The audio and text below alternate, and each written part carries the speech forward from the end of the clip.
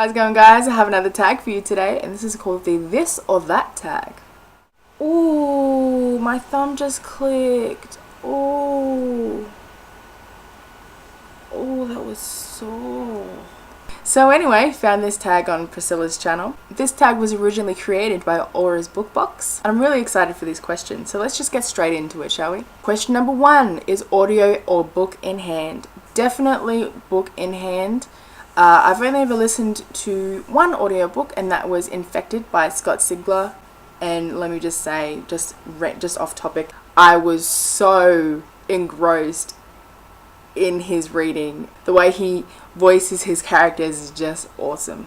Anyway, but definitely physical copy. There's just something so satisfying with having a real book in your hand and just going through and just turning the pages. There's just, I don't know, it's just something just feels so great compared to ebooks or audiobooks for me personally.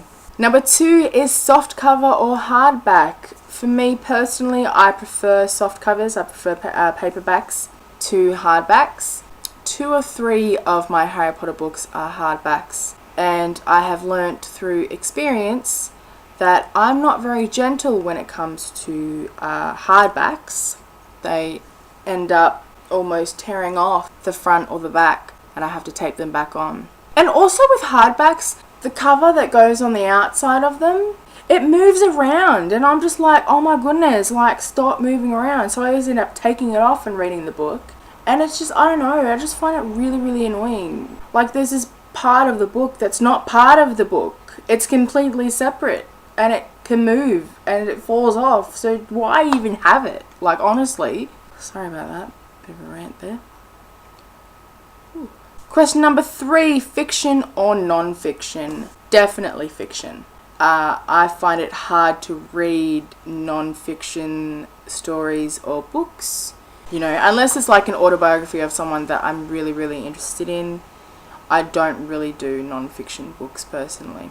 Number 4, fantasy world or real life issues? Definitely fantasy world. If I see a story that has to do with, you know, like real life issues, I'm just not as interested. It just doesn't draw me in. I don't really know why. I've just always loved fantasy, just something different, you know, and I really don't want to read about like people's real life issues unless it has something that really connects with me personally. Then I don't really want to read it. For example, I don't want to read John Green's The Fault in Our Stars because it's got to do with cancer, and I just don't want to go there. I once read a book about I can't remember what it is now, but what it was called, but it was about a young girl who got lost in the woods, and she's had to survive for like days and days until she was eventually found. And just reading about that was horrible. One of the reasons why I don't watch the news on TV is because I hate hearing about all the problems that are around the world. It's so depressing. You know, like, I'm depressed enough. I don't really need to read about more depressing things or see more depressing things on the news. I just don't want to go there, you know. I want to read something that makes me happy, and fantasy makes me happy. Number 5, Harry Potter or Twilight?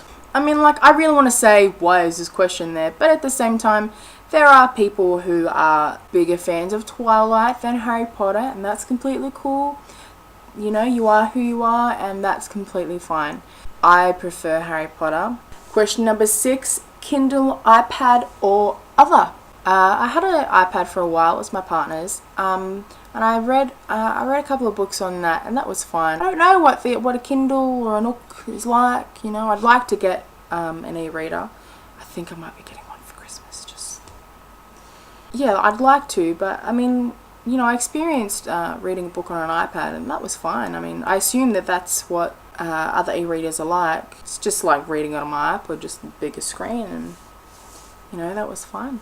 So I don't really have like a definite choice until I've, you know, experienced a different kind of e-reader. Question number 7, borrow or buy? I would rather buy a book than borrow it. I still have my best friend's book, The Host, and I haven't returned it yet. And I'm so sorry. I'm really, really sorry. I know I said that I'll send it back with other stuff, but I haven't got you other stuff yet. Like, I've still got that box, but I haven't got the other stuff yet. But you'll get it. Like, don't even worry about it. Like, you'll get it, just not right now. You know, with my books, if I happen to spill something on it, then that's a memory. You know what I mean? Like, that's a fond memory.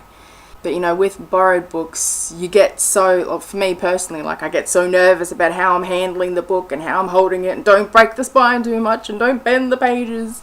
But, you know, with books that are mine, you know, it's okay because they're mine and I can do whatever the hell I want with my books. Number 8, bookstore or online?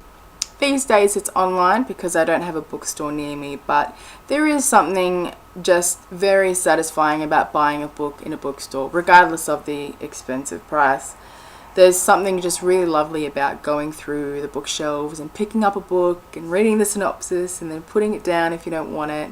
Just seeing the physical copy on the shelf is really nice. So I can't really pick right now. It's only online. Number 9, tell me one time or total trilogy. Really depends on the story. Really depends on the story. A lot of great, fantastic stories are usually in series. So far, let's see, I actually have a lot of series. Let me try and think of a standalone book that I really enjoyed.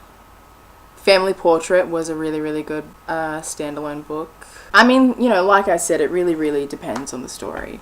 If it's a great story and there's only one book, then that's completely fine. But there is something really nice about knowing that there are more books. It depends on how many books there are as well. If it's like Stephen King's The Dark Tower series, then I don't even want to go there. I don't even want to go there. There are so many books in that series, it's not even funny. It really, it depends on how many books there are. It depends on the story, that kind of thing. Question number 10, monster read or short and sweet? I like having a big read. You know, I like it when books are really big. I don't really like it when I get a book and it's like this big. It's like this thick. This thick. These are the books I go for, the big books, big babies. Question number 11, starry-eyed. Why am I even doing that? Starry-eyed romance or full love action? A little bit of both. I like a book that is 15% romance, 50% talking and working things out and planning and discovering things, and going through emotions and seeing their day-to-day life reactions and things like that. And then, let's see, 50 plus 15, that's 65, which means... And then the rest, the 35% action. Do you want to know what I'm thinking of when I'm working out those percentages? I'm thinking of Discovery of Witches because it's literally my favorite book. I'm not going to do those freaking hand things anymore. Number 12 is curl up in your snuggie or bathe in the sun. I don't really like the sun. I don't really like heat. I don't really like the brightness of it. I love being in my room, on my bed, reading my book. I love being warm and being comfortable when I'm reading my book. I don't like reading in the sun and having glare on me where I have to use my sunglasses. That's just me personally. Like I've always been like that. Maybe once I move, because I'm moving to like a pretty sunny place, maybe once I move I'll get used to the sun. Just, you know, with how my life's been the past couple of years, I haven't really gotten out, so I'm just not really into the sun that much and brightness. I don't have a snuggie, so I really want one though. I definitely curl up in bed and just reading.